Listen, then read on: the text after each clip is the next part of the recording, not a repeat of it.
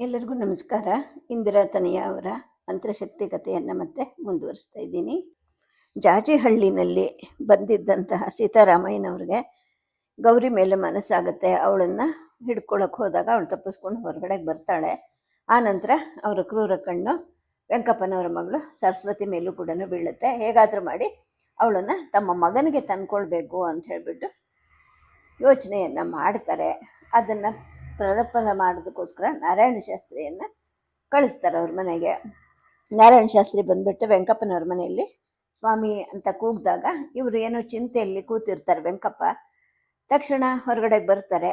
ಬಂಗ್ಲೆ ಕಡೆಗೆ ಹೋಗಿದ್ರೇನು ಸ್ವಾಮಿ ಅಂತ ನಾರಾಯಣ ಶಾಸ್ತ್ರಿ ಕೇಳಿದಾಗ ಇನ್ನೂ ಇಲ್ಲ ಅಂತ ಹೇಳ್ಬಿಟ್ಟು ಇವ್ರು ಹೇಳ್ತಾರೆ. ಬನ್ನಿ ಹೋಗೋಣ ಅಂತ ಕರೀತಾರೆ. ವೆಂಕಪ್ಪ ಅವರು ಒಳಗಡೆ ಹೋಗಿ ಹೆಗಲ ಮೇಲೆ ಒಂದು ಶಲ್ಯ ಹಾಕ್ಕೊಂಡು ಶಾಸ್ತ್ರಿಗಳ ಜೊತೆಗೆ ಮೌನವಾಗಿ ಹೊರಡ್ತಾರೆ. ಒಂದು ಸ್ವಲ್ಪ ದೂರ ಹೋದ್ಮೇಲೆ ಶಾಸ್ತ್ರಿನೇ ಮಾತುಗಳಿಗೆ ಪ್ರಾರಂಭ ಮಾಡ್ತಾರೆ. ಸೀತಾರಾಮಯ್ಯನವರು ನಾಳೆ ಹೊರಟು ಹೋಗ್ತಾರೆ, ಅದಕ್ಕೋಸ್ಕರ ಇವತ್ತು ನಿಮ್ಮ ಜೊತೆ ಮಾತಾಡಬೇಕು ಅಂತ ಹೇಳಿ ಕಳಿಸಿದ್ದಾರೆ ಅಂತ ಹೇಳ್ತಾರೆ. ಏನು ವಿಷಯ ಶಾಸ್ತ್ರಿಗಳೇ ಅಂತ ಕೇಳಿದಾಗ ಬಹುಶಃ ನಿಮ್ಮ ಮಗಳ ಮದುವೆ ವಿಷಯ ಇರಬೇಕು ಸ್ವಾಮಿ ಅಂತ ನಾರಾಯಣ ಶಾಸ್ತ್ರಿ ಹೇಳಿದಾಗ ನನ್ನ ಮಗಳ ಮದುವೆ ವಿಷಯನಾ ಅಂತ ಇವರು ಆಶ್ಚರ್ಯಗೊಳ್ತಾರೆ. ಹೌದು ಸ್ವಾಮಿ, ಅವ್ರ ಮಗನಿಗೆ ನಿಮ್ಮ ಸರಸ್ವತಿಯನ್ನು ತಂದ್ಕೋಬೇಕು ಅಂತ ಅವ್ರಿಗಿಷ್ಟ ಆಗಿದೆ. ಅವ್ರಿಗೂ ಬೇಕಾದಷ್ಟು ಜಮೀನು ಆಸ್ತಿ ಪಾಸ್ತಿ ಎಲ್ಲನೂ ಇದೆ. ಒಬ್ಬನೇ ಮಗ, ನಿಮ್ಮ ಮಗಳು ಕೂಡ ಚೆನ್ನಾಗಿ ಬದುಕ್ತಾಳೆ ಅಂತ ಹೇಳಿದಾಗ ವೆಂಕಪ್ಪನವರು ಮೌನವಾಗ್ತಾರೆ. ಶಾಸ್ತ್ರಿಗಳು ಹೇಳಿದ ಮಾತನ್ನೇನೆ ಸೀತಾರಾಮಯ್ಯನು ಕೇಳಿದ್ರೆ ಅವ್ರಿಗೆ ಏನಂತ ಉತ್ತರ ಕೊಡಬೇಕು ಅಂತ ದಾರಿ ಉದ್ದಕ್ಕೂ ಯೋಚನೆ ಮಾಡ್ಕೊತ ಹೊರಡ್ತಾರೆ. ಇಬ್ಬರು ಬಂಗ್ಲೆ ಹತ್ತಿರಕ್ಕೆ ಬರ್ತಾರೆ. ಸಂಜೆ ತಂಪಾಗಿರುತ್ತೆ ವಾತಾವರಣ. ಹೂಗಿಡಗಳ ಮಧ್ಯೆ ಕುರ್ಚಿ ಹಾಕ್ಕೊಂಡು ಸೀತಾರಾಮಯ್ಯ ಕೂತಿರ್ತಾರೆ. ವೆಂಕಪ್ಪನವರನ್ನ ಶಾಸ್ತ್ರಿಗಳನ್ನ ನಗೆಮುಖದಿಂದ ಸ್ವಾಗತ ಮಾಡಿ ತಮ್ಮ ಹತ್ರ ಕೂಡಿಸ್ಕೊಳ್ತಾರೆ. ವೆಂಕಪ್ಪ ಅವ್ರಿಗೆ ತುಂಬ ಕೆಲಸ ಅಂತ ಕಾಣುತ್ತೆ ಅಂತ ಹೇಳಿದಾಗ ಹಾಗೇನೂ ಇಲ್ಲ, ನಮ್ಮಂಥವ್ರಿಗೇನು ಕೆಲಸ ಇರುತ್ತೆ ಹೇಳಿ ಅಂತ ವೆಂಕಪ್ಪ ಹೇಳ್ತಾರೆ. ಮನೆಗೆ ಯಾರೋ ನೆಂಟರು ಬಂದಂಗಿತ್ತು, ಅದಕ್ಕೆ ಬಿಡುವಾಗಲಿಲ್ಲ ಅಂತ ಕಾಣುತ್ತೆ ಅಂತ ಶಾಸ್ತ್ರಿಗಳು ಹೇಳ್ತಾರೆ. ಓಹೋ, ಹಾಗಾದ್ರೆ ನಾನು ನಿಮಗೆ ತೊಂದರೆ ಕೊಟ್ಟೆ ಅನಿಸುತ್ತೆ ಅಂತ ಸೀತಾರಾಮಯ್ಯ ಹೇಳ್ತಾನೆ. ತೊಂದರೆ ಏನಿದೆ, ಬಂದವರು ಹೊರಟೋದ್ರು, ನನಗಿನ್ನೇನು ಕೆಲಸ ಅಂತ ವೆಂಕಪ್ಪ ಹೇಳ್ತಾನೆ. ಅದೇನು ವೆಂಕಪ್ಪ ಅವರೇ, ಇಷ್ಟು ಬೇಗ ಬಂದು ಇಷ್ಟು ಬೇಗ ಹೊರಟು ಹೋದ್ರು ಅಂತೀರಾ, ಏನು ವಿಶೇಷ ಅಂತ ಕೇಳಿದಾಗ ವಿಶೇಷ ಏನಿದೆ, ಗಂಡಿನ ಕಡೆಯವರು ಮನೆ ನೋಡೋಕ್ಕೆ ಅಂತ ಬಂದಿದ್ರು, ನೋಡಿಕೊಂಡ್ರು ಹೋದರು ಅಂತ ಹೇಳ್ತಾರೆ. ಗಂಡಿನ ಕಡೆಯವರ ಅಂತ ಶಾಸ್ತ್ರಿಗಳ ಆಶ್ಚರ್ಯದಿಂದ ಕೇಳ್ತಾರೆ. ಹೌದು ಶಾಸ್ತ್ರಿಗಳೇ, ನಮ್ಮ ಸರಸ್ವತಿಗೆ ಮದುವೆ ನಿಶ್ಚಯ ಆಯಿತು ಅಂತ ವೆಂಕಪ್ಪ ಹೇಳ್ತಾರೆ.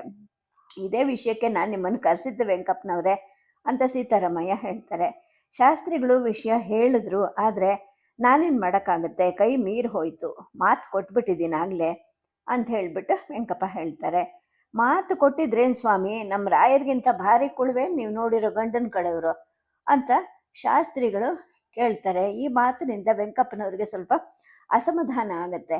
ಭಾರಿ ಕುಳಿದ ಮಾತು ಅಂತ ಅಲ್ಲ ಶಾಸ್ತ್ರಿಗಳೇ, ಮಾತು ಕೊಟ್ಟ ಮೇಲೆ ಅದನ್ನು ಮೀರಿದ್ರೆ ನಮ್ಮ ಯೋಗ್ಯತೆ ಉಳಿಯುತ್ತಾ ಅಂತ ಕೇಳ್ತಾರೆ. ಅಯ್ಯೋ, ನಾನೇನೋ ನಿಮ್ಮನ್ನೇ ನಂಬ್ಕೊಂಡಿದ್ದೆ ವೆಂಕಪ್ಪ ಅವರೇ, ಹೇಗಾದರೂ ಸರಿ ನೀವು ಆ ಸಂಬಂಧವನ್ನು ತಪ್ಪಿಸ್ಬಿಟ್ಟು ನಿಮ್ಮ ಮಗಳನ್ನು ನನ್ನ ಮಗನಿಗೆ ಕೊಡಿ ಅಂತ ಸೀತಾರಾಮಯ್ಯ ಕೇಳ್ತಾರೆ. ಅಯ್ಯೋ, ಅದು ಹೆಂಗಾಗುತ್ತೆ ಅಂತ ವೆಂಕಪ್ಪ ಹೇಳಿದಾಗ ನೀವು ಮನಸ್ಸು ಮಾಡಿದ್ರೆ ಆಗತ್ತೆ ವೆಂಕಪ್ಪ ಅವರೇ ಅಂತ ನಾರಾಯಣ ಶಾಸ್ತ್ರಿಗಳು ಹೇಳ್ತಾರೆ. ಅದೇ ಮಾತನ್ನು ಸೀತಾರಾಮಯ್ಯ ಗುಟ್ಟಾಗಿ ಶಾಸ್ತ್ರಿಗೆ ಹೇಳಬೇಕು ಅಂತ ಅಂದ್ಕೊಂಡಿರ್ತಾರೆ. ಸಾಧ್ಯ ಇಲ್ಲ ಶಾಸ್ತ್ರೆ, ಮೊದಲೇ ಈ ಸಂಗತಿ ತಿಳ್ಕೊಂಡಿದ್ರೆ ನೀವು ಹೇಳಿದ ಹಾಗೆ ಮಾಡಬಹುದಾಗಿತ್ತೋ ಏನೋ, ಈಗ ನಿಶ್ಚಿತಾರ್ಥ ಆಗೋಗಿದೆ, ಇನ್ಮೇಲೆ ಏನು ಮಾಡೋಕ್ಕಾಗಲ್ಲ ಅಂತ ವೆಂಕಪ್ಪ ಅವರು ಹೊರಡಕ್ಕೆ ಸಿದ್ಧವಾಗ್ತಾರೆ. ಇನ್ನು ಯೋಚನೆ ಮಾಡಿ ಸ್ವಾಮಿ ಅಂತ ಶಾಸ್ತ್ರಿಗಳು ಹೇಳ್ತಾರೆ. ಆತರ ಪಡಬೇಡಿ ವೆಂಕಪ್ಪನವರೇ, ಇನ್ನೊಮ್ಮೆ ಯೋಚನೆ ಮಾಡಿ ಅಂತ ಸೀತಾರಾಮಯ್ಯ ಕೂಡ ಮಾರ್ಮಿಕವಾಗಿ ನೋಡ್ಕೊಂತ ವೆಂಕಪ್ಪನವರನ್ನ ಬೀಳ್ಕೊಡ್ತಾರೆ. ಆ ನಂತರ ಅವ್ರು ಹೋದ್ಮೇಲೆ ಇವರಿಬ್ಬರು ಬಹಳ ಹೊತ್ತು ಮಾತಾಡ್ತಾ ಕೂತಿರ್ತಾರೆ, ಶಾಸ್ತ್ರಿ ಮತ್ತು ಸೀತಾರಾಮಯ್ಯ ಅವರು. ಇನ್ನು ನಾನು ಬರ್ತೀನಿ ಸ್ವಾಮಿ, ತುಂಬ ಹೊತ್ತಾಗಿ ಹೋಯಿತು ಅಂದ್ಬಿಟ್ಟು ಶಾಸ್ತ್ರಿಗಳು ಎದ್ದು ಹೇಳ್ತಾರೆ. ಒಳ್ಳೇದು ಶಾಸ್ತ್ರಿ, ನಾನು ಹೇಳಿದ್ದೆಲ್ಲ ಹುಷಾರಾಗಿ ಗಮನಿಸ್ಕೊ, ನಾಳೆ ನೀನು ನನ್ನ ಜೊತೆಗೆ ಬೆಂಗಳೂರಿಗೆ ಬರಬೇಕಾಗತ್ತೆ, ಮರಿಬೇಡ ಅಂತ ಹೇಳಿದಾಗ ಆಗಲಿ ಸ್ವಾಮಿ ಬರ್ತೀನಿ ಅಂದ್ಬಿಟ್ಟು ಶಾಸ್ತ್ರಿಗಳಲ್ಲಿಂದ ಹೊರಡ್ತಾರೆ. ಬೇಗನೆ ನಡೆದು ಅರವಂಟಿಗೆ ಸೇರ್ತಾರೆ. ಅಲ್ಲಿ ತಮಗೋಸ್ಕರ ಕಾದು ಕೂತಿದ್ದ ರಂಗರಾಜ ಭಟ್ಟನನ್ನು ನೋಡ್ತಾರೆ. ಅಯ್ಯೋ, ಮತ್ತೆ ಈ ಶನಿ ಬಂತಲ್ಲಪ್ಪ ಅಂತ ಅಂದ್ಕೊಳ್ತಾರೆ. ಆ ನಂತರ ಹೀಗೆ ಕೆಲವಾರು ದಿನ ಬೇಸರವಾಗದೇ ಇರೋ ಹಾಗೆ ದಿನಗಳು ಕಳೀತಾ ಹೋಗುತ್ತೆ. ಒಂದು ದಿನ ಹೊಸಹಳ್ಳಿ ದಾರಿನಲ್ಲಿ ಮಬ್ಬುಗತ್ತಲೆ ಇದ್ರೂ ಕೂಡ ಗೌಡ್ರು ಮತ್ತು ವೆಂಕಪ್ಪನವರು ಮಾತಾಡ್ಕೊತ ಹೋಗ್ತಾ ಇರ್ತಾರೆ. ಜಾಜಿಹಳ್ಳಿಯಿಂದ ಹೊಸಹಳ್ಳಿಗೆ 10 ಮೈಲಿ ದೂರ ಇರುತ್ತೆ. ಅಲ್ಲಿ ಚಿನ್ನಪ್ಪನ ವಾಸ ಇರುತ್ತೆ. ಹೊಸ ಹಳ್ಳಿನಲ್ಲಿ ಅವನಿಗೆ ಹೊಲ ಗದ್ದೆ ಮನೆಗಳು ಇರುತ್ತವೆ. ಆತ ಸಭ್ಯನಾದ ಸಂಸಾರಿ ಕೂಡ ಆಗಿರ್ತಾನೆ. ಆತನಿಗೆ ಮಂತ್ರವಿದ್ಯೆಯ ಪರಿಚಯ ಕೂಡ ಇರುತ್ತೆ. ಚಿನ್ನಪ್ಪ ತನ್ನ ಮದುವೆ ಆಗೋಕ್ಕೆ ಮುಂಚೆ ಒಂದು ರಾತ್ರಿ ಹೊಸಹಳ್ಳಿಯ ಊರ ಹೊರಗಿನ ಕಲ್ಯಾಣಿಯಲ್ಲಿ ಮೆಟ್ಟಿನ ಮೇಲೆ ಕೂತ್ಕೊಂಡು ಆತ್ಮಹತ್ಯೆ ಮಾಡ್ಕೋಬೇಕು ಅಂತ ಯೋಚನೆ ಮಾಡ್ತಾ ಇದ್ದ. ಏಕೆಂದರೆ ಅವನ ತಂದೆ ತಾಯಿಗಳು ಚಿಕ್ಕಂದಿನಲ್ಲೇ ತೀರ್ಕೊಂಡಿರ್ತಾರೆ. ಅವನ ಪೋಷಣೆಯ ಭಾರವನ್ನು ಅವನ ಮಾವಂದರು ವಹಿಸ್ಕೊಂಡಿರ್ತಾರೆ. ಬೆಳೆಯೋ ಹುಡುಗನಾಗಿರ್ತಾನೆ ಚಿನ್ನಪ್ಪ. ಅವನಿಗೆ ಪ್ರತಿಯೊಂದು ಅರ್ಥ ಆಗ್ತಿರುತ್ತೆ. ಈಗ ತನ್ನ ಮಾವಂದರ ಕಂಸ ಬುದ್ಧಿಯನ್ನು ಕಂಡು ಅವನಿಗೆ ರೋಸ್ ಹೋಗಿರುತ್ತೆ. ಅವರಿಂದ ಬೈಸ್ಕೊಂಡು ಹೊಡೆಸ್ಕೊಂಡು ಒಂದು ಹಿಡಿ ಅನ್ನಕ್ಕೋಸ್ಕರ ಕಷ್ಟಪಡೋ ಬದಲು ನಿಶ್ಚಿಂತೆಯಿಂದ ಈ ಕಲ್ಯಾಣಿಯಲ್ಲಿ ಬಿದ್ದು ಪ್ರಾಣ ಬಿಡೋದು ಲೇಸು ಅಂತ ನಿರ್ಧಾರ ಮಾಡಿ ಆವತ್ತಿನ ರಾತ್ರಿ ಕಲ್ಯಾಣಿಯ ಮೆಟ್ಲ ಮೇಲೆ ಕೂತ್ಕೊಂಡು ನೀರಿಗೆ ಹಾರಕ್ಕೆ ಅಂತ ಹೊಂಚು ಕಾಯ್ತಾ ಇದ್ದ. ಅದೇ ರಾತ್ರಿ ಕಲ್ಯಾಣಿಯ ಮೇಲಿನ ಸುತ್ತು ಮಂಟಪದಲ್ಲಿ ಒಬ್ಬ ಸನ್ಯಾಸಿ ಏನು ತಿಳಿದಿರೋ ಒಂಥರ ತೂಕುಡಿಸ್ತಾ ಕೂತಿದ್ದನ್ನ ಚಿನ್ನಪ್ಪ ನೋಡಿದ್ದ. ಆದರೆ ಆ ಸನ್ಯಾಸಿ ಕಣ್ಮುಚ್ಕೊಂಡು ಕೂತಿದ್ದಾನೆ. ತನ್ನನ್ನು ನೋಡಿಲ್ಲ ಅಂತ ಚಿನ್ನಪ್ಪನಿಗೆ ಧೈರ್ಯ ಇತ್ತು. ಆದರೂ ಕೂಡ ಒಂದೇ ಸಲ ನೀರಿಗೆ ಹಾರಿದ್ರೆ ಶಬ್ದ ಆಗತ್ತೆ. ಹಾಗಾಗಿ ಸನ್ಯಾಸಿಗೆ ಎಚ್ಚರಿಕೆ ಆಗಿಬಿಟ್ಟು ಅವನು ನನ್ನನ್ನು ಮೇಲಕ್ಕೆ ಎಳೆದು ಹಾಕಬಹುದು ಅಂತ ಯೋಚನೆ ಮಾಡಿಬಿಟ್ಟು ಬುದ್ಧಿವಂತಿಕೆಯಿಂದ ಚಿನ್ನಪ್ಪ ನಿಧಾನವಾಗಿ ಮೆಲ್ಲಗೆ ನೀರಿಗಿಳಿದು ಸುತ್ತಮುತ್ತ ನೋಡ್ತಾನೆ. ಕಲ್ಯಾಣಿಯ ಮೇಲಿನ ಅಕ್ಕಪಕ್ಕದ ಬೀದಿಗಳಲ್ಲಿ ಜನರು ಓಡಾಡ್ತಿದ್ದ ಸದ್ದು ಕೂಡ ಕೇಳುತ್ತೆ. ಇನ್ನೂ ಸ್ವಲ್ಪ ಹೊತ್ತು ಹೋಗಲಿ, ಈಗಲೇ ಬೇಡ ಅಂತ ಹೇಳ್ಬಿಟ್ಟು ಮತ್ತೆ ಮೇಲೆ ಹತ್ತು ಬಂದು ಕೂತ್ಕೊತಾನೆ. ಸುಮಾರು ರಾತ್ರಿ 10 ಗಂಟೆ ಆಗತ್ತೆ. ಅಲ್ಲಿವರೆಗೂ ಅವನು ಅದೇ ಕಲ್ಯಾಣಿ ಹತ್ರ ಕೂತಿರ್ತಾನೆ. ಬೀದಿಗಳಲ್ಲಿ ಜನರ ಸಂಚಾರ ಕೂಡ ಕಡಿಮೆ ಆಗಿರುತ್ತೆ. ತನ್ನನ್ನು ಯಾರಾದರೂ ಗಮನಿಸ್ತಾ ಇದ್ದಾರಾ ಅಂತ ಚಿನ್ನಪ್ಪ ಸುತ್ತಮುತ್ತ ನೋಡ್ತಾನೆ. ಯಾರೂ ಇರೋದಿಲ್ಲ. ನಿಧಾನವಾಗಿ ಮೆಲ್ಲಗೆ ನೀರಿಗೆ ಇಳಿತಾನೆ. 4 ಹೆಜ್ಜೆ ನೀರಿಗೆ ಇಳಿಯೋಷ್ಟರಲ್ಲಿ ಬೆಚ್ಚ ಬಿದ್ದವನಾಗೆ ತಟ್ಟನೆ ನಿಂತು ಬಿಡ್ತಾನೆ. ಏಕೆಂದರೆ ಅವನ ದೃಷ್ಟಿ ನೀರಿನ ಮೇಲೇನೆ ನೆಟ್ಟಿರುತ್ತೆ. ಆ ಕಪ್ಪು ರಾತ್ರಿನಲ್ಲಿ, ಕತ್ತಲೆಯ ರಾತ್ರಿಯಲ್ಲಿ ಕಲ್ಯಾಣಿಯ ಕಪ್ಪು ನೀರಿನಲ್ಲಿ ಚಿನ್ನಪ್ಪನಿಗೆ ಕಾಣಿಸ್ತಿದ್ದಿದ್ದು ಆಜಾನುಬಾಹುವಾದ ಸನ್ಯಾಸಿಯ ನಗೆ ಮುಖ ಕಾಣ್ತಾ ಇರುತ್ತೆ. ತಪೋದಂಡ ಪಾಣಿಯಾಗಿ, ಕಮಂಡಲಧಾರಿಯಾಗಿ, ತುಳಸಿ ಮಾಲೆಯಿಂದ ಅಲಂಕೃತನಾಗಿ, ಹಣೆಯಲ್ಲಿ ಹೊಳೆಯೋ ತ್ರಿನಾಮಗಳಿಂದ ಕಂಗೊಳಿಸ್ತಾ ಪರಮ ಭಾಗವತನಂತೆ ಆ ಸನ್ಯಾಸಿ ನಿಂತಿದ್ದ. ಆ ದಿವ್ಯ ರೂಪವನ್ನು ನೋಡ್ತಾ ಇವನಿಗೆ ದಿಕ್ಕು ತೋರದೆ ಮೂಕನಾಗೋ ಹಾಗೆ ಆಗತ್ತೆ. ಕೆಲವೇ ಕ್ಷಣ ಇದು. ಆ ನಂತರ ಅಲೆಯಾಗಿ ಆ ರೂಪ ಮಾಯ ಆಗ್ತಾ ಹೋಗುತ್ತೆ. ಚಿನ್ನಪ್ಪನನ್ನ ಯಾರೋ ಹಿಂದಕ್ಕೆ ಎಳಿತಾ ಇರೋ ಹಾಗೆ ಭಾಸ ಆಗತ್ತೆ. ಅವನು ಹಾಗೆ ಹಿಂದೆ ಹೆಜ್ಜೆ ಇಟ್ಕೊಂಡು ಕಲ್ಯಾಣಿಯ ಮೇಲಿದ್ದ ಮಂಟಪದ ಹತ್ರಕ್ಕೆ ಬಂದು ನಿಂತ್ಕೊತಾನೆ. ಅಲ್ಲಿ ಕೂತಿದ್ದ ಸನ್ಯಾಸಿ ಮೊದಲಿನ ಹಾಗೇನೆ ಏನು ತಿಳಿದೇ ಇರೋವನ ಹಾಗೆ ತೂಕುಡಿಸ್ತಾ ಕೂತಿದ್ದನ್ನು ನೋಡಿದ್ದ ಮೇಲೆ ಚಿನ್ನಪ್ಪನಿಗಿನ್ನು ಆಶ್ಚರ್ಯ ಜಾಸ್ತಿ ಆಗತ್ತೆ. ಆ ಸನ್ಯಾಸಿಯ ರೂಪವನ್ನೇ ಸ್ವಲ್ಪ ಹೊತ್ತು ಅವನು ದಿಟ್ಟಿಸಿ ನೋಡ್ತಾನೆ. ಅವನಿಗೆ ನೀರಿನಲ್ಲಿ ನೋಡಿದ್ದ ದಿವ್ಯ ರೂಪದ ನೆನಪು ಕೂಡ ಆಗತ್ತೆ. ಆ ನೀರಿನಲ್ಲಿ ಕಂಡಿದ್ದ ಮುಖ ಇದೇ ಸನ್ಯಾಸಿದು ಅಂತ ಅನಿಸುತ್ತೆ. ಆದರೆ ಹಣೆಯಲ್ಲಿ ತ್ರಿನಾಮಗಳು ಇರೋದಿಲ್ಲ. ತಪೋದಂಡ ಮತ್ತು ಕಮಂಡಲ ಅವನ ಪಕ್ಕದಲ್ಲಿರುತ್ತೆ. ತೂಕುಡಿಸ್ತಾ ಇರೋವನ ಹಾಗೆ ಕೂತಿದ್ರು ಕೂಡ ಸನ್ಯಾಸಿಯ ಮುಖದಲ್ಲಿ ಆಕರ್ಷಕವಾದ ನಗು ತುಂಬಿರುತ್ತೆ. ಅವನ ತುಟಿಗಳಲ್ಲಿ ಆನಂದದ ರಸ ತುಳುಕ್ತಾ ಇರೋ ಹಾಗೆ ಅನಿಸುತ್ತೆ. ಚಿನ್ನಪ್ಪನಿಗಂತೂ ಇದೆಲ್ಲ ನೋಡಿ ಬೆಕ್ಕಸ ಬೆರಗಾಗೋಗುತ್ತೆ. ಇಷ್ಟು ಹೊತ್ತಿಗೆ ರಾತ್ರಿ ಬಹಳ ಹೊತ್ತಾಗಿರುತ್ತೆ. ಚಿನ್ನಪ್ಪ ಮನೆಗೆ ಬರಲಿಲ್ವಲ್ಲ ಅಂತ ಅವನ ಮಾವಂದರ ಮನೆಯವರು ಹುಡುಕೋಕ್ಕೆ ಮೊದಲು ಮಾಡಿರ್ತಾರೆ. ಹಿತ್ತಲ ಬಾವಿ, ಊರಿನ ಕೆರೆ, ತೋಟದ ಕೊಳ ಮೊದಲಾದವುಗಳನ್ನೆಲ್ಲ ಹುಡುಕಿ ಊರಲ್ಲಿದ್ದ ಹಾಳು ಬಿದ್ದ ಮಂಟಪಗಳನ್ನೆಲ್ಲ ಪರಿಶೋಧಿಸಿ ಕೊನೆಗೆ ಈ ಕಲ್ಯಾಣಿ ಹತ್ರಕ್ಕೆ ಬಂದಿರ್ತಾರೆ. ಅಲ್ಲಿದ್ದ ಮಂಟಪದ ಹತ್ರ ಅವನನ್ನು ನೋಡಿದ್ಮೇಲೆ ಅವ್ರಿಗೆಲ್ಲ ಜೀವ ಬಂದಂಗಾಗತ್ತೆ. ಆಗ ಅವನ ಮಾವನ ಹೆಂಡತಿ ಸಮಾಧಾನವನ್ನು ಹೇಳಿ ಚಿನ್ನಪ್ಪನನ್ನ ಮನೆಗೆ ಕರ್ಕೊಂಡು ಬರ್ತಾರೆ. ಆ ಸನ್ಯಾಸಿ ಇಷ್ಟೆಲ್ಲ ನಡೀತಾ ಇದ್ರು ಕೂಡ ಮಾತೆ ಆಡದೆ ಸುಮ್ಮನೆ ತೂಕುಡಿಸ್ತಾ ಕೂತಿರ್ತಾನೆ.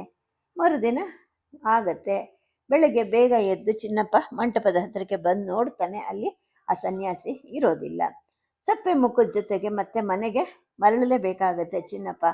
ಆದರೆ ಅವನ ಅದೃಷ್ಟಕ್ಕೆ ಅದೇ ದಿನ ಸಂಜೆ ಅದೇ ಮಂಟಪದಲ್ಲಿ ಒಬ್ಬ ಮಂತ್ರವಾದಿಯ ಪರಿಚಯ ಅವನಿಗಾಗತ್ತೆ. ಆತ ಶಾಸ್ತ್ರೀಯವಾಗಿ ಮಂತ್ರವಿದ್ಯೆಯನ್ನು ಕಲ್ತಿರೋನಾಗಿರ್ತಾನೆ. 1-2 ದಿನ ಆತನ ಸೇವೆಯನ್ನು ಗುಟ್ಟಾಗಿ ಮಾಡಿ ಆತನಿಂದ ಚಿನ್ನಪ್ಪ ಗಣಪತಿ ಉಪಾಸನೆಯ ಮೂಲ ಮಂತ್ರವನ್ನು ಉಪದೇಶ ಮಾಡಿಸ್ಕೊಳ್ತಾನೆ. ಮಂತ್ರವಿದ್ಯೆಯ ಪ್ರಾಥಮಿಕ ಶಿಕ್ಷಣ ಅನ್ನೋ ಹಾಗೆ ಇಂದ್ರಜಾಲದ ಇಷ್ಟಸಿದ್ಧಿ ಮಂತ್ರವನ್ನು ಸಾಧಿಸ್ಕೊಂಡು ದೃಷ್ಟಿಬಂಧನ, ಸರ್ಪದರ್ಶನ ಕೌತುಕ, ಜಿಹ್ವಾಬಂಧನ, ದೃಷ್ಟಿ ಮಂತ್ರ, ಗ್ರಹ ಉಚ್ಚಾಟನ ಮಂತ್ರ ಇತ್ಯಾದಿಗಳನ್ನು ಕರಗತ ಮಾಡಿಕೊಳ್ತಾನೆ.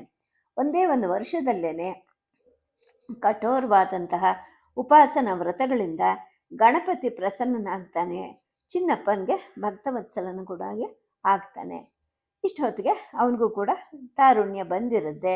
ಅವನ ಮಾವನ ಮಗಳು ಕೂಡ ವಯಸ್ಸಿಗೆ ಬಂದಿರ್ತಾಳೆ. ಹಿರಿಯರು ಮೊದಲೇ ಹಂಚಿಕೆ ಹಾಕಿದ ಹಾಗೆ ಅವ್ರ ಮದುವೆನೂ ಮುಗಿಯುತ್ತೆ. ಆ ಹುಡುಗಿ ಹೆಸರು ಚೆಲುವಮ್ಮ ಅಂತ. ಆಕೆ ಚಿನ್ನಪ್ಪನ ಹೆಂಡತಿ ಆಗ್ತಾಳೆ. ಮಂತ್ರವಿದ್ಯೆ ಕರಗತ ಆದಮೇಲೂ ಕೂಡ ಚಿನ್ನಪ್ಪನಿಗೆ ಯಾವುದೇ ರೀತಿ ಬುದ್ಧಿ ಕೆಡೋದಿಲ್ಲ. ಆತ ಮೊದಲಿನ ಹಾಗೇನೆ ಸರಳ ಸ್ವಭಾವದವನಾಗಿರ್ತಾನೆ. ಯಾವ ವಿಧದಲ್ಲಾದರೂ ಇತರರಿಗೆ ತನ್ನಿಂದ ಉಪಕಾರ ಆದರೆ ಸಾಕು ಅಂತ ಅವನು ಸದಾ ಹಂಬಲಿಸ್ತಾ ಇರ್ತಾನೆ. ಮದ್ಯ ಆಗಲಿ ಮಾಂಸ ಆಗಲಿ ಅವನ ಹತ್ರ ಸುಳಿಯೋ ಹಾಗೆ ಇರೋದಿಲ್ಲ. ದಿನವೂ ಕೂಡ ಸ್ನಾನ ಆಗಲೇಬೇಕು. ಗಣಪತಿ ದೇವರ ಪೂಜೆಯನ್ನು ಮನಸ್ಸು ಬಯಸಿದಷ್ಟು ಹೊತ್ತು ಮಾಡಬೇಕು. ಅದುವರೆಗೂ ಅವನು ಒಂದು ತೊಟ್ಟು ನೀರನ್ನು ಕೂಡ ಬಾಯಿಗೆ ಹಾಕ್ತಾ ಇರೋದಿಲ್ಲ. ಅವನ ಹೆಂಡತಿ ಚೆಲುವಮ್ಮ ಕೂಡ ನಿತ್ಯ ಸ್ನಾನ ಮಾಡ್ತಾ ಇರ್ತಾಳೆ. ತುಳಸಿ ಪೂಜೆ ಮಾಡಿ ಆನಂತರ ಅಡುಗೆಗೆ ಒಲೆ ಹೊತ್ತಿಸ್ತಾ ಇರ್ತಾಳೆ. ನಿಷ್ಠಾವಂತ ಬ್ರಾಹ್ಮಣರ ಹಾಗೆ ಅವರ ಜೀವನ ಸಾಗ್ತಾ ಇರುತ್ತೆ. ಇನ್ನು ದಿನ ಕಳೀತಾ ನೆರೆಹೊರೆಯ ಊರುಗಳಲ್ಲೆಲ್ಲ ಚಿನ್ನಪ್ಪನ ಹೆಸರು ಪ್ರಸಿದ್ಧವಾಗಿರುತ್ತೆ. ಗ್ರಹ ಉಚ್ಚಾಟನೆ, ಭಯದ ನಿವಾರಣೆ, ಹಾವು ಕಚ್ಚಿದವರಿಗೆ ಮಂತ್ರ, ಹೀಗೆ ಯಾವುದು ಬೇಕಾದರೂ ಕೂಡ ಚಿನ್ನಪ್ಪನನ್ನು ಕರೆಸ್ತಾ ಇರ್ತಾರೆ. ಅವನ ಮಂತ್ರಶಕ್ತಿಯನ್ನು ದುರುಪಯೋಗ ಪಡಿಸ್ಕೊಳ್ಳೋಕ್ಕೂ ಕೂಡ ಕೆಲವರು ಮುಂದೆ ಬಂದಿರ್ತಾರೆ. ಮದ್ದು ಮಾಡಿಸ್ಬೇಕು, ಮಾಟ ಮಾಡಿಸ್ಬೇಕು, ಮಂಕು ಹಿಡಿಸ್ಬೇಕು, ಮತಿಭ್ರಾಂತಿ ಮಾಡಿಸ್ಬೇಕು ಅಂತ ಕೆಲ ಜನ ತಮ್ಮ ವಿರೋಧಿಗಳ ಮೇಲೆ ಸೇಡು ತೀರಿಸ್ಕೊಳ್ಳೋ ಉತ್ಕಟೇಚ್ಛೆಯಿಂದ ಚಿನ್ನಪ್ಪನ ಹತ್ತಿರಕ್ಕೆ ಬರ್ತಿರ್ತಾರೆ. ಆದರೆ ಚಿನ್ನಪ್ಪ ಅವಕ್ಕೆಲ್ಲ ಒಪ್ತಾ ಇರೋದಿಲ್ಲ. ಹಾಗಾಗಿ ಬಂದವರು ನಿರುತ್ಸಾಹದಿಂದ ವಿಫಲರಾಗಿ ಹಿಂತಿರುಗ್ತಾ ಇರ್ತಾರೆ. ಹೇಳ್ತಾ ಇರ್ತಾನೆ ಅವನು, ಅಯ್ಯ, ಕೆಟ್ಟದ್ದನ್ನು ಮಾಡೋಕ್ಕೆ ನನಗೆ ಶಕ್ತಿ ಇಲ್ಲ. ಕೆಟ್ಟದ್ದು ಅಂದರೆ ಏನು ಅಂತ ನನಗೆ ಇದುವರೆಗೂ ಗೊತ್ತಿಲ್ಲ. ಆದ್ದರಿಂದ ಅದನ್ನು ನಾನು ಮಾಡೋದಿಲ್ಲ. ನನ್ನಿಂದ ಉಪಕಾರ ಆಗದೆ ಇದ್ದರೆ ಬೇಡ, ಅಪಕಾರ ಮಾತ್ರ ಯಾರಿಗೂ ಆಗಬಾರ್ದು. ಜೊತೆಗೆ ನಾನೇನು ಬ್ರಹ್ಮವಿದ್ಯೆಯನ್ನು ಕಲ್ತಿಲ್ಲ ಅಂತ ಹೇಳಿಬಿಟ್ಟು ಆ ಉದ್ದೇಶದಿಂದ ಬಂದವರನ್ನು ಹೊರಗಡೆಗೆ ಕಳಿಸ್ಬಿಡ್ತಾ ಇದ್ದ ಚಿನ್ನಪ್ಪ. ಅವನ ಮಾತುಗಳಿಂದ ಬಂದವ್ರಿಗೂ ಕೂಡ ಏನು ಮನಸ್ಸು ನೋಯ್ತಾ ಇರೋದಿಲ್ಲ. ಏಕೆಂದರೆ ಅವನ ಸೌಮ್ಯವಾದ ಮುಖದಲ್ಲಿ ನಿಷ್ಕಪಟತೆ, ಸರಳ ಸ್ವಭಾವ ಎದ್ದು ಕಾಣಿಸ್ತಾ ಇರುತ್ತೆ. ಅಯ್ಯೋ ಪಾಪ, ಅವನಿಗೆ ಈ ಮದ್ದು ಮಾಟ ಶೂನ್ಯ ಬರೋದಿಲ್ಲ, ಏನೋ ಸ್ವಲ್ಪ ಯಂತ್ರ ಮಂತ್ರ ಕಲ್ತಿದ್ದಾನೆ ಅಂತ ಅಂದ್ಕೊಂಡು ಬಂದವರು ಸುಮ್ಮನೆ ಹೋಗ್ತಾ ಇರ್ತಾರೆ. ಚಿನ್ನಪ್ಪನ ಜೀವನ ಹೀಗೇನೆ ಸಾಗ್ತಾ ಇರುತ್ತೆ. ಅವನ ದಾಂಪತ್ಯ ಜೀವನದ 5ನೇ ವರ್ಷದಲ್ಲಿ ಚೆಲುವಮ್ಮ ಮೊದಲನೇ ಸಲ ಗರ್ಭವತಿ ಆಗ್ತಾಳೆ. ಚೊಚ್ಚಲು ಸಂಭ್ರಮದಲ್ಲಿ ಚಿನ್ನಪ್ಪನ ಸಂತೋಷ ಹೇಳುತ್ತೀರದಾಗಿರುತ್ತೆ. ಅವನ ಮಾವನ ಮನೆಯಲ್ಲೂ ಕೂಡ ಎಲ್ಲರಿಗೂ ಅಮಿತಾನಂದವಾಗಿರುತ್ತೆ. ನಮ್ಮ ಚಿನ್ನಪ್ಪನಿಗೆ ಗಂಡು ಮಗುನೇ ಆಗತ್ತೆ ಅಂತ ಎಲ್ಲರೂ ಕೂಡ ಅಭಿಮಾನದಿಂದ ಹೇಳ್ತಾ ಇರ್ತಾರೆ. ಆದರೆ ಮಗು ಹುಟ್ಟುತ್ತೆ, 3 ನಿಮಿಷ ಕೂಡ ಬದುಕದೆ ಹೋಗುತ್ತೆ. ಎಲ್ಲರಿಗೂ ವ್ಯಥೆ ಆಗುತ್ತೆ. ಚಿನ್ನಪ್ಪನಿಗೂ ಕೂಡ ತುಂಬ ದುಃಖ ಆಗುತ್ತೆ. ಸ್ವಾಮಿ, ಕೊಟ್ಟ ಹಾಗೆ ಕೊಟ್ಟು ಕಿತ್ಕೊಂಡ್ಬಿಟ್ಟಿಯಲ್ಲ ದೇವ, ನಾನೇನು ಅನ್ಯಾಯ ಮಾಡಿದ್ನಪ್ಪ, ಆ ಸಂತೋಷಕ್ಕೆ ನಾನು ಅರ್ಹ ಅಲ್ವಾ ಅಂತ ಹೇಳಿಬಿಟ್ಟು ಗಣಪತಿ ಮುಂದೆ ಕೂತ್ಕೊಂಡು ಚಿನ್ನಪ್ಪ ಕಣ್ಣೀರು ಹರಿಸಿರ್ತಾನೆ. ಚೆಲುವಮ್ಮ ಕೂಡ ಮೈಲಿಗೆ ಮನೆಯಲ್ಲೇನೆ ಕೊರಗಿ ಸಣ್ಣಗಾಗಿರ್ತಾಳೆ. ಆಗ ಅವಳ ತಾಯಿ ಅವಳಿಗೆ ಸಮಾಧಾನ ಮಾಡಿರ್ತಾಳೆ. ನಿನಗೇನು ಮಹಾ ವಯಸ್ಸಾಗಿದೆಯಾ ಚೆಲುವೆ, ಇನ್ನು 10 ಮಕ್ಕಳನ್ನು ಹೆತ್ತು ಬದುಕೋಷ್ಟು ವಯಸ್ಸಿದೆ, ಮೊದಲನೇದಕ್ಕೆ ಹೀಗೆ ಕೊರಗೋದಾ ಅಂತ ಚೆಲುವಮ್ಮನ ತಾಯಿ ಮಗಳ ಹತ್ರ ಕೂತು ಸಾಂತ್ವನದ ಮೃದು ನುಡಿಯನ್ನು ಆಡಿ ಮಗಳನ್ನು ನಿಧಾನವಾಗಿ ಮಾಮೂಲು ಜೀವನಕ್ಕೆ ಅಣಿ ಮಾಡಿಸ್ತಾಳೆ. ಇದರಿಂದ ಚೆಲುವಮ್ಮನಿಗೂ ಕೂಡ ಮೈ ತುಂಬ ಹೊಸ ಉತ್ಸಾಹ ತುಂಬಿಕೊಳ್ಳುತ್ತೆ. ಎಂದಿನಂತೆ ಮತ್ತೆ ಚಿನ್ನಪ್ಪನ ಸಂಸಾರ ಪ್ರಾರಂಭ ಆಗುತ್ತೆ. ಅವನ ಗಣಪತಿಯ ಪೂಜೆ, ಮಂತ್ರವಿದ್ಯೆಯ ಸಾಧನೆ ದಿನಕ್ಕೂ ಬೆಳೀತಾ ಹೋಗುತ್ತೆ. ಆತನ ಸಂಕಲ್ಪ ಶಕ್ತಿ ಮತ್ತು ಸಾಮರ್ಥ್ಯಗಳು ಕೂಡ ಇಮ್ಮಡಿಸ್ತಾ ಹೋಗುತ್ತೆ. ಮುಂದೆ 6 ವರ್ಷಗಳಲ್ಲಿ ಚೆಲುವಮ್ಮ 4 ಸಲ ಗರ್ಭಿಣಿ ಆಗ್ತಾಳೆ. 4 ಸಲನೂ ಕೂಡ ಗಂಡು ಮಕ್ಕಳನ್ನೇ ಹೆರ್ತಾಳೆ. ಆದರೆ ಅವುಗಳಲ್ಲಿ ಒಂದು ಕೂಡ 2 ತಿಂಗಳಿಗಿಂತ ಹೆಚ್ಚಿಗೆ ಬದುಕದೆ ಎಲ್ಲ ಮಣ್ಣು ಪಾಲಾಗುತ್ತವೆ. ಚಿನ್ನಪ್ಪ ಎಲ್ಲರ ಕಣ್ಣಿಗೂ ಕತ್ತಲೆ ಹಾಗೆ ಕಾಣ್ತಾನೆ. ಚೆಲುವಮ್ಮ ತನ್ನ ದುರದೃಷ್ಟವನ್ನು ನೆನೆದು ಗೋಳಿಡ್ತಾ ಇರ್ತಾಳೆ. ಚಿನ್ನಪ್ಪನ ಮಾವನ ಮನೆಯವರಂತೂ ಅಳಿಯನ ಮೇಲೆ ಬೈಗುಳದ ಸುರಿಮಳೆಯನ್ನೇ ಸುರಿಸ್ತಾ ಇರ್ತಾರೆ. ಆ ಹಾಳು ಗಣಪತಿ ಪೂಜೆನ ಬಿಟ್ಟು ಬಿಡು, ಅದು ಮದುವೆಗೆ ವಿಘ್ನ ತರಬೇಕಾಗಿತ್ತು, ಈಗ ಸಂತಾನಕ್ಕೆ ವಿಘ್ನ ತಂದಿದೆ. ನೀನು ಕಲ್ತಿರುವ ಯಂತ್ರ ಮಂತ್ರ ಬಿಡೋ ಹೊರತು ನಿನಗೆ ಒಳ್ಳೇದಾಗೋದಿಲ್ಲ, ನಿನ್ನ ಮನೆ ಬೆಳೆಯೋದಿಲ್ಲ, ವಂಶ ಉದ್ಧಾರ ಆಗೋದಿಲ್ಲ ಅಂತ ಹೇಳ್ಬಿಟ್ಟು ಅವನ ಮಾವನ ಮನೆಯವರು ಮತ್ತು ಊರಿನ ಹಿರಿಯರು ಚಿನ್ನಪ್ಪನನ್ನ ಹೀಯಾಳಿಸ್ತಾ ಇರ್ತಾರೆ. ಚೆಲುವಮ್ಮನಿಗಾಗ್ಲಿ ಚಿನ್ನಪ್ಪನಿಗಾಗ್ಲಿ ಕೂತಲ್ಲಿ ನಿಂತಲ್ಲಿ ಅದೇ ಮಾತು ಕೇಳಿಸ್ತಾ ಇರುತ್ತೆ. ನಿನ್ನ ಗಂಡನಿಗೆ ಆ ಗಂಟು ಬಿದ್ದಿರೋ ಆ ಗಣಪತಿ ತೊಲಗೋವರೆಗೂ ನಿನ್ನ ಮನೆ ಬೆಳೆಯೋದಿಲ್ಲ ಚೆಲುವಮ್ಮ, ನಿಮ್ಮಿಬ್ಬರನ್ನ ಸರ್ವನಾಶ ಮಾಡಿನೇ ಆ ಗಣಪತಿ ಹೋಗ್ತಾನೆ ಅಂತ ಹೇಳ್ಬಿಟ್ಟು ಊರಿನ ಹೆಂಗಸರೆಲ್ಲ ಚಿನ್ನಪ್ಪನನ್ನ ಮತ್ತು ಅವನ ಆರಾಧ್ಯ ದೈವವಾದ ಗಣೇಶನನ್ನ ಮನಸ್ವಿ ದೂಷಣೆ ಮಾಡ್ತಾ ದುರ್ನುಡಿಗಳನ್ನ ಚೆಲುವಮ್ಮನ ಕಿವಿಲಿ ತುಂಬ್ತಾ ಇರ್ತಾರೆ. ಅವಳು ಏನು ಮಾಡೋಕ್ಕೂ ತೋಚದೆ ಮನಸ್ಸಲ್ಲೇ ಕೊರಗ್ತಾ ದಿನವನ್ನ ದೂಡ್ತಾ ಇರ್ತಾಳೆ. ಚಿನ್ನಪ್ಪ ಮಾತ್ರ ತನ್ನ ಗಣಪತಿಯ ಮುಂದೆ ವಿನೀತನಾಗಿ ಕೂತ್ಕೊಂಡು ಮರುಕ ಉತ್ಸವ ಧ್ವನಿಯಲ್ಲಿ ಕೇಳ್ತಾ ಇರ್ತಾನೆ, ನನ್ನಪ್ಪ ನಿನಗೇನು ಅಪಚಾರ ಮಾಡಿದ್ದೀನಿ? ಉಪಚಾರ ಅಂತೂ ಮಾಡಿಲ್ಲ ನಿಜ, ಆದರೆ ಅಪಚಾರ ಏನು ಮಾಡಿದ್ದೀನಪ್ಪ? ಯಾಕೆ ಈ ಪರೀಕ್ಷೆ ಮಾಡ್ತಿದ್ಯಾ? ಯಾರಿಗೂ ಕೆಟ್ಟದ್ದು ಮಾಡಬೇಕು ಅಂತ ನಾನು ಕನಸು ಮನಸ್ಸಲ್ಲೂ ಕೂಡ ಯೋಚಿಸಿಲ್ಲ ಸ್ವಾಮಿ. ಆದರೂ ನೀನು ಮಾತ್ರ ನನಗೆ ಶಿಕ್ಷೆ ಕೊಟ್ಟು ಜನಗಳ ಬಾಯಲ್ಲಿ ಆಡಬಾರದನ್ನ ಆಡಿಸ್ತಾ ಇದೆಯಾ. ಆದರೆ ಅವರು ನನ್ನನ್ನು ಬೈದ್ರೆ ಬೈಲಿ, ನನ್ನ ಜೊತೆಗೆ ನಿನ್ನನ್ನು ಮನಸ್ಸಿಗೆ ಬಂದಂಗೆ ಬೈತಾರಲ್ಲಪ್ಪ, ನಾನು ಇದನ್ನು ಹೇಗಪ್ಪ ಸಹಿಸ್ಲಿ ಅಂತ ಪರಿಪರಿಯಾಗಿ ಮೊರೆ ಇಡ್ತಾ ಗಣಪತಿಯನ್ನ ನೋಡ್ತಾನೆ, ಮೈ ಮರಿತಾ ಇರ್ತಾನೆ. ಒಂದು ದಿನ ಚಿನ್ನಪ್ಪ ಗಣಪತಿ ಪೂಜೆಯನ್ನು ಮಾಡ್ತಾ ಕೂತಿರ್ತಾನೆ. ಮಧ್ಯಾಹ್ನದ ಸಮಯ ಆದರೂ ಅವನು ಎದ್ದು ಬಂದಿರೋದಿಲ್ಲ. ಇದನ್ನು ಕಂಡು ಚೆಲುವಮ್ಮಂಗೆ ಗಾಬರಿ ಆಗತ್ತೆ. ದೈವ ಸನ್ನಿಧಿ ಹತ್ತಿರಕ್ಕೆ ಬರ್ತಾಳೆ. ಚಿನ್ನಪ್ಪ ಗಣಪತಿಯ ಪಾದಗಳನ್ನು ಬಿಗಿಯಾಗಿ ಹಿಡ್ಕೊಂಡು ಕಣ್ಣು ಮುಚ್ಚಿಕೊಂಡು ದಿವ್ಯ ಸಮಾಧಿಯಲ್ಲಿ ಮೈ ಮರೆತಿರ್ತಾನೆ. ಚೆಲುವಮ್ಮ ತದೇಕ ದೃಷ್ಟಿಯಿಂದ ಗಂಡನನ್ನು ನೋಡ್ತಾಳೆ. ಆತ ಬೇಗನೆ ಎಚ್ಚರಿಕೆಗೊಳ್ಳೋ ಹಾಗೂ ಇರೋದಿಲ್ಲ. ತಾನೇ ಅವನ ಹತ್ರಕ್ಕೆ ಹೋಗ್ತಾಳೆ, ಭುಜ ಹಿಡಿದು ಅಲುಗಾಡಿಸ್ತಾಳೆ. ಸ್ವಲ್ಪ ಹೊತ್ತಿನ ನಂತರ ಚಿನ್ನಪ್ಪನಿಗೆ ಎಚ್ಚರಿಕೆ ಆಗತ್ತೆ. ಇದು ಏನಿದೆ ವಿಪರೀತ, 3 ಗಂಟೆ ಆಯಿತು ಮಧ್ಯಾಹ್ನ ಆಗಿ, ಇನ್ನೂ ಊಟಕ್ಕೆ ಬರದೆ ಇಲ್ಲೇ ಕೂತಿದ್ದೀರಲ್ಲ ಅಂತ ಗಂಡನ ಕೇಳ್ತಾಳೆ. ಚೆಲ್ವಿ, ನನಗೆ ಊಟ ಬೇಡ, ಏನು ಬೇಡ, ನಮ್ಮ ಅಪ್ಪನ ಸೇವೆ ಹೊಂದಿದ್ರೆ ಸಾಕು ಅಂತ ಚಿನ್ನಪ್ಪ ಹೇಳ್ತಾನೆ. ಅವನ ಸೇವೆ ಮಾಡಿ ಮಾಡಿನೇ ನಮ್ಮ ಮನೆ ಹಾಳಾಗಿ ಹೋಗಿದೆ, ವಂಶ ಬೆಳೆಯೋ ಹಾಗೂ ಇಲ್ಲ, ಮನೆ ದೀಪ ಬೆಳಗೋ ಹಾಗಿಲ್ಲ ಅಂತ ಚೆಲುವಮ್ಮ ಹೇಳ್ತಾಳೆ. ಹಾಗನ್ಬೇಡ ಚೆಲ್ವಿ, ಇದು ಅಪವಾದ. ನಮ್ಮ ಅಪ್ಪನ ಯೋಗ್ಯತೆ ನಿನಗೇನು ಗೊತ್ತೇನು? 3 ಲೋಕಗಳಲ್ಲೂ ಅವನನ್ನು ಕಂಡ್ರೆ ಗಡಗಡ ನಡಗ್ತಾರೆ. ಹರಿಹರ ಬ್ರಹ್ಮಾದಿಗಳು ಸರಸ್ವತಿನೂ ಅವನ ಮಾತಿಲ್ಲದೆ ಏನು ಮಾಡೋಕ್ಕೆ ಸಾಧ್ಯ ಇಲ್ಲ. ಹಾಗೇನಾದರೂ ಮಾಡಿದ್ರೂ ಕೂಡ ಅದರಿಂದೇನೂ ಪ್ರಯೋಜನ ಕೂಡ ಆಗೋದಿಲ್ಲ. ಅಂಥ ದೇವರು ನಮ್ಮಪ್ಪ. ಎಲ್ಲರ ಹಾಗೆ ನಾವು ಅವನನ್ನು ದೂಷಣೆ ಮಾಡಬಾರ್ದು, ಎಂದಿದ್ರು ನಮಗೆ ಅವನೇ ದಿಕ್ಕು ಅಂತ ಹೇಳ್ತಾನೆ. ಏನು ದಿಕ್ಕೋ ಏನು ದಿವಾಣನೋ, ಊರಲ್ಲಿ ಯಾರ ಬಾಯಲ್ಲಿ ನೋಡಿದ್ರು ನಿಮ್ಮ ಗಣಪತಿ ಮಾತೆ ಅಂತ ಚೆಲುವಮ್ಮ ಹೇಳ್ತಾಳೆ. ಆಡ್ಕೊಂಡ್ಲಿ ಬಿಡು, ಊರವ್ರ ಬಾಯಿ ಮುಚ್ಚೋಕ್ಕಾಗತ್ತಾ ಅಂತ ಚಿನ್ನಪ್ಪ ಹೇಳ್ತಾನೆ. ಆ ಮಾತು ಹೋಗಲಿ, ನಾನೊಂದು ಮಾತು ಹೇಳ್ತೀನಿ ಕೇಳ್ತೀರಾ ಅಂತ ಚೆಲುವಮ್ಮ ಗಂಡನ ಹತ್ರ ಕೂತು ಹೇಳ್ತಾಳೆ.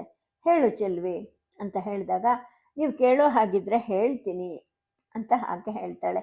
ಹೇಳು ಅಂತ ಮತ್ತೆ ಕೇಳಿದಾಗ, ನೀವು ಈ ಮಂತ್ರ ಯಂತ್ರ ವಿದ್ಯೆ ಎಲ್ಲವನ್ನು ಬಿಟ್ಟುಬಿಡಿ, ಯಾರು ಬಂದು ಕರೆದ್ರೂ ಹೋಗಬೇಡಿ, ಅಮಾವಾಸ್ಯೆ ಪೂಜೆ ಉಗ್ರ ಉಪವಾಸ ಎಲ್ಲವನ್ನು ಬಿಟ್ಬಿಡಬೇಕು, ನಿಮ್ಮ ಗಣಪತಿ ಪೂಜೆನೂ ಕೂಡ ಇನ್ಮೇಲೆ ವಜಾ ಮಾಡಬೇಕು ಅಂತೇಳಿ ಹೇಳ್ತಾಳೆ. ಹೆಂಡತಿ ಮಾತು ಕೇಳಿ ಚಿನ್ನಪ್ಪನಿಗೆ ಮುಖ ಕಪ್ಪಿಡುತ್ತೆ. ತನ್ನಿಂದ ಆಗೋ 1-2 ಸಣ್ಣ ಉಪಕಾರವನ್ನು ಮಾಡಬೇಡ ಅಂದರೆ ಹೇಗೆ ಸಾಧ್ಯ?